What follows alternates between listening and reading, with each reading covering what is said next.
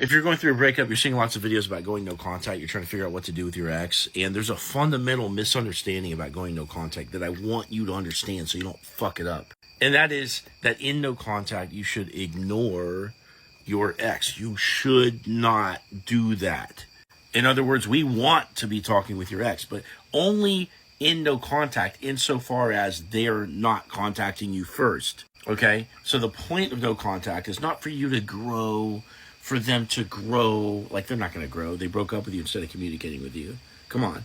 Like, they're not going to grow. Okay? So the point is not for them to grow.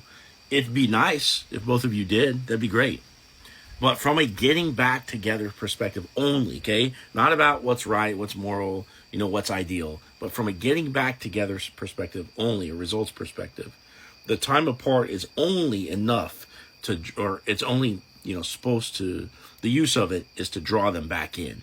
So in other words, we only want for you to not talk as long as what's necessary for them to come back to you. And once they're coming to you for your attention, now they want something.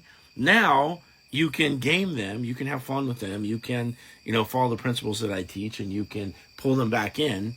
And if you keep that up without buckling and ask them to get back together and trying to talk things out or whatever, you could eventually get them back into the relationship. Now, from there, you're going to have to go into therapy. Whenever you get them back, right, there's no way around the problems that broke you apart. They will break you apart again, right? And you need to grow. But I think it's a fantasy to think that within 3 to 6 months, which is the typical length of no contact that people have to go, that to expect that your ex is going to grow when the whole reason they broke up with you to begin with is that they weren't growing.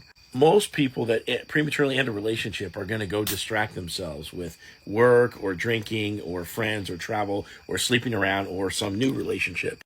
And you can't be scared to go in no contact because you want to avoid them running off and doing that stuff. No, they're just going to do that stuff. And if you chase them, you're not going to have a chance anyway. You're probably going to have to go to no contact.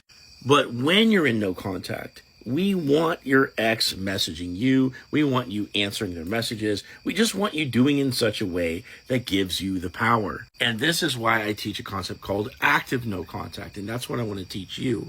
If you want to learn about how to pull this off and how to get your ex back as fast as possible, click on my profile, click this link, set up a call with me, and I'll talk to you soon.